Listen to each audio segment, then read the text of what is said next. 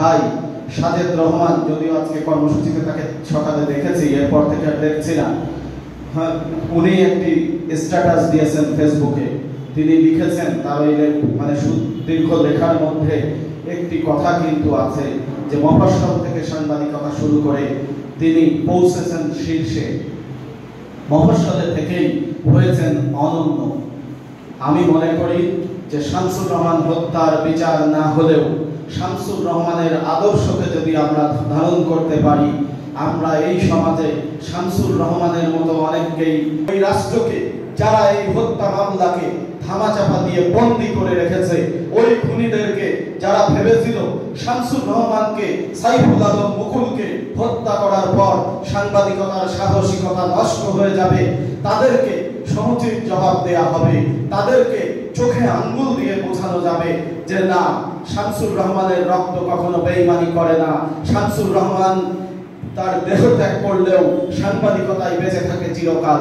সেই আহ্বান জানিয়ে আমি আজকে আবার বক্তব্য দেওয়ার সুযোগ দেওয়া। সাহসের কথা বলছি, আমি তবে যেটি বলছিলাম তহিদ যেভাবে বলল, কোথায় সেটি? আসলে সেটি নেই।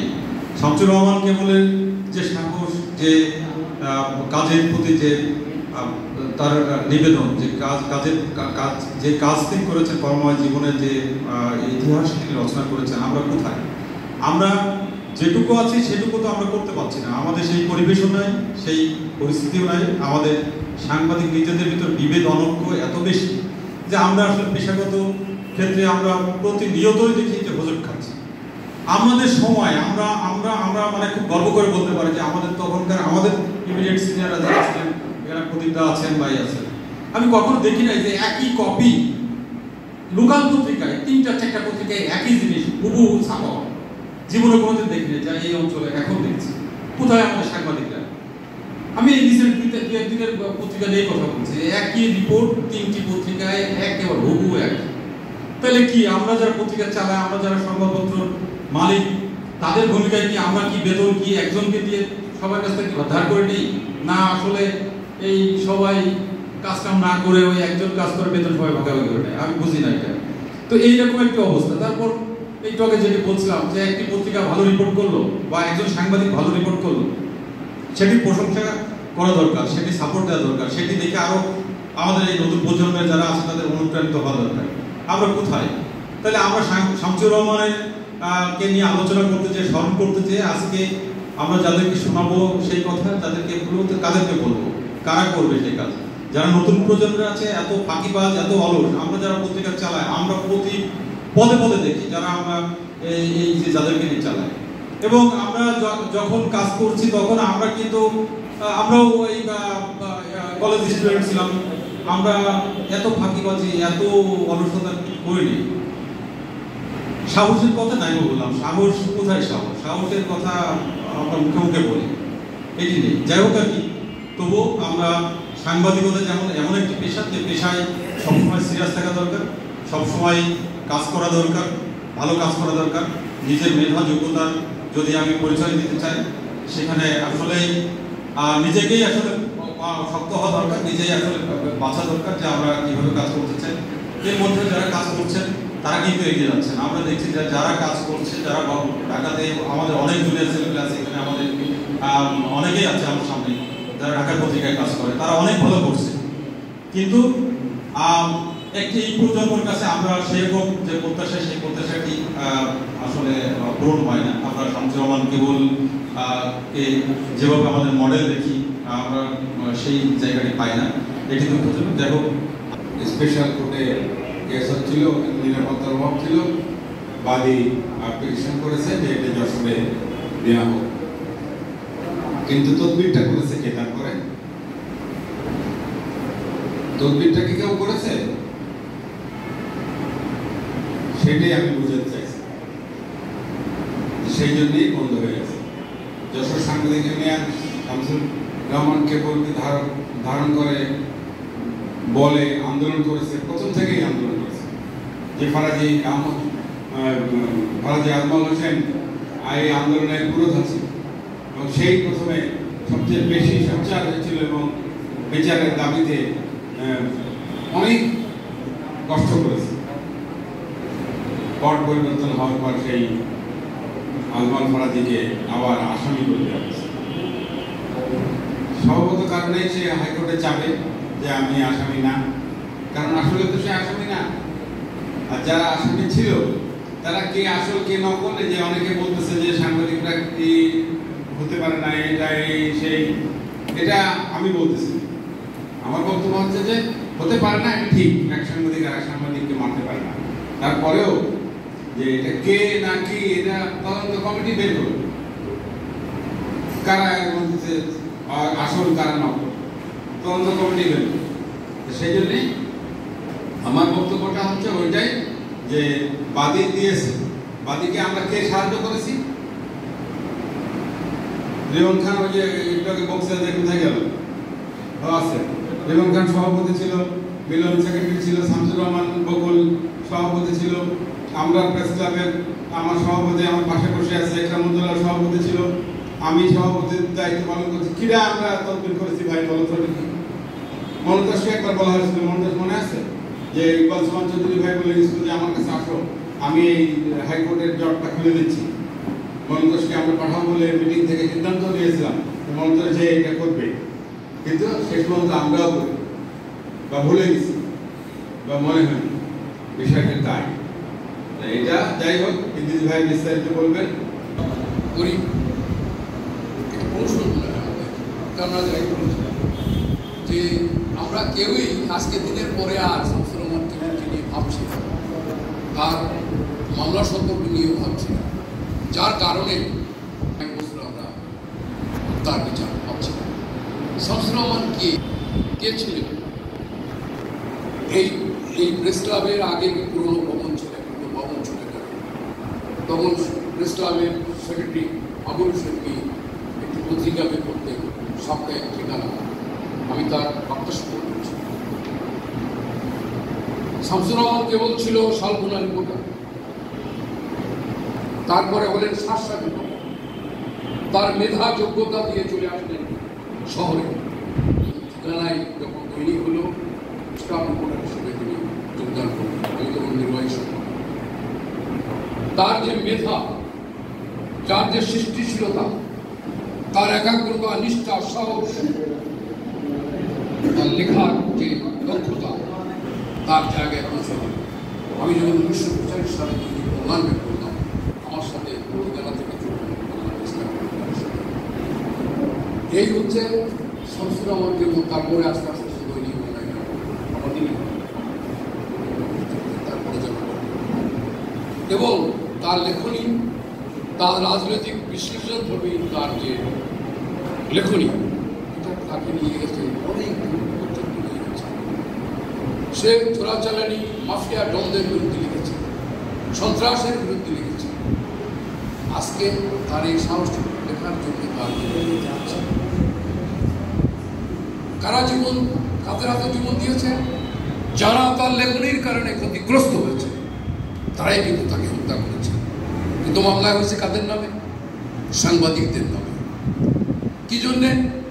রাজনীতিকীকরণ করা হয়েছে। যেমন উদীচী হত্যাকাণ্ড রাজনীতিকীকরণ কারণে আজকে কিন্তু উদীচী হত্যাকাণ্ডের বিচার হয়নি।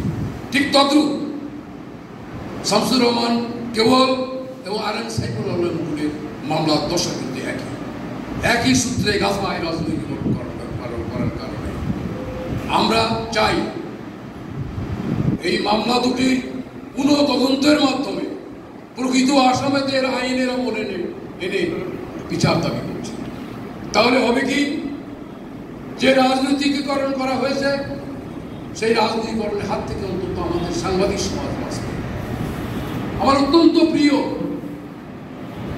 মিজানুর রহমান তোতা এই মামলার আসামি হিসেবে মৃত্যুবরণ করেছে।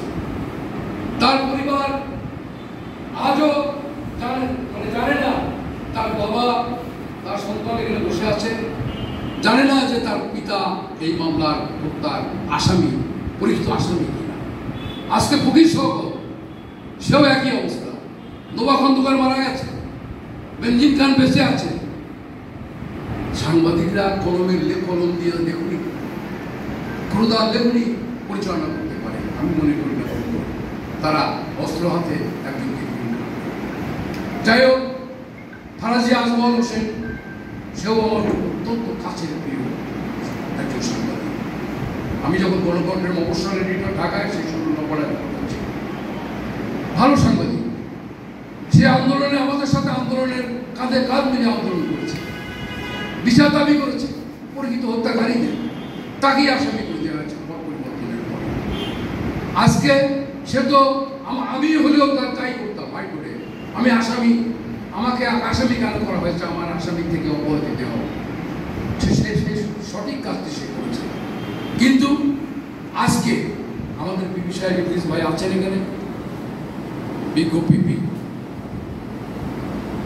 আমরা চাই যশোর থেকে, যেহেতু যশোরে হত্যাকাণ্ড, যশোরে মামলা হয়েছে, যশোরের আদালতের বিচারের জন্য বাদী সাহস মানে তার নিরাপত্তাহীনতার কারণে যশোরে বিচার যাতে হয় সেই ব্যবস্থার জন্য আবেদন করেছে। আমরা কিভাবে এর উত্তরণ ঘটাতে পারি এবং এর বিচার, সুষ্ঠু বিচার, প্রকৃত খুনিরা যাতে আসামি কাঠগড়ায় দাঁড়িয়ে বিচারের সম্মুখীন হয়, সেই দাবি জানাচ্ছি। বিষয় আছে আপনার, হয়তো আপনারাও কিছুটা জানেন সাংবাদিক হিসেবে, কারণ আইনের একটা কথা আছে, জাস্টিস ডিলে জাস্টিস ডিনাইড। বিচার বিলম্বিত হওয়া মানে বিচারহীনতা। তো সেই প্রতিপাদ্যকে সামনে রেখে এই মামলাটি তদ্রুপ। আমি একটু উদাহরণ হিসেবে বলি, গত 9-10 বছর আগে আপনারা জানেন আমাদের এজেডের ফিরোজ ভাই, যিনি পাবলিক প্রসিকিউটর, আমার এই দায়িত্বে থাকা অবস্থায় তার ছেলে নৃশংসভাবে খুন হয়েছে এবং তার সেই বিচার প্রক্রিয়াও আজ পর্যন্ত সমাপ্ত হয়নি। কেন আমরা নিজের আইনজীবী এবং তার একজন ভাইও আইনজীবী আছে, সেও আমাদের অতিরিক্ত পাবলিক প্রসিকিউটর, তারপরেও কিন্তু বিচার বিলম্বিত হচ্ছে। সে বিচারে কিছু ধারাবাহিকতার কারণে সেক্ষেত্রে আমি বলবো যে এই মামলাটি আমি 2020 সালে এই দায়িত্ব নিয়েছি। তারপরে কয়েকবারই আমার একই কথা বলতে আমারও খুব খারাপ লাগে। তা আমার কাছে কথা হচ্ছে, একরামুদ্দৌলা ভাই বলেছে যে যশোরে এসে দ্রুত, কিন্তু না, যশোরে তো সেশন ট্রায়াল বিলম্বিত হয় এবং এটা যাতে দ্রুত হয় সেই কারণেই তো দ্রুত বিচার ট্রাইব্যুনাল, ওটা স্পেশাল ট্রাইব্যুনাল, দ্রুত বিচার। সেখানে গুটি কয়েক মামলা নেওয়া হয় এবং ধারাবাহিকভাবে 15 দিন, 10 দিন, 1 মাসের মধ্যে বিচার কার্য শেষ হয়ে যায়। ফলে যথাযথ জায়গায় এই মামলাটা গিয়েছিল, কিন্তু সেখান থেকে আপনারা শুনেছেন যে বাদী তার নিরাপত্তার কথা বলে হাইকোর্টে রিট করেছিলেন। প্রথমে আপনারা এখন হদিস পাচ্ছিলেন, আমার কাছে বুলবুল বলেছিল যে বর্তমানে যে দ্রুত বিচার ট্রাইব্যুনাল আছে সেই যে পিপি, উনি এই মামলার কোনো হদিসই জানেন না, কিছু উনি বলতে পারছেন না, তাহলে কি করা যায়? তখন আমি এখানে ফাইল ঘাটলাম, দেখলাম যে 2007 সালে তো আমাদের বিচার বিভাগ আলাদা হয়েছে, পৃথকীকরণ। সেক্ষেত্রে অনেক রেজিস্ট্রার খুঁজে পাওয়া যায় না।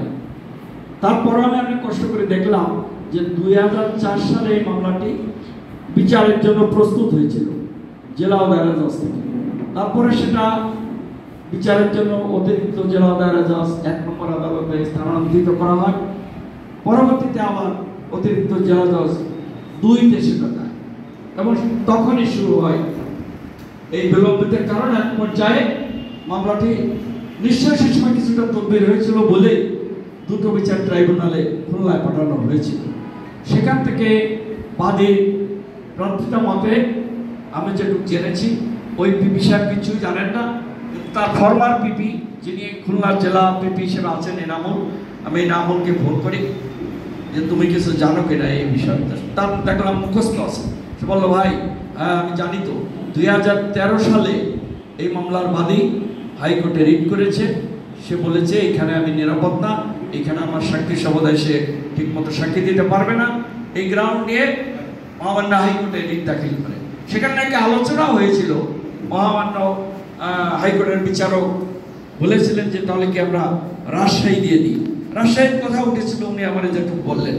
তারপরে কি হয়েছে আর উনি বলতে পারেন না এবং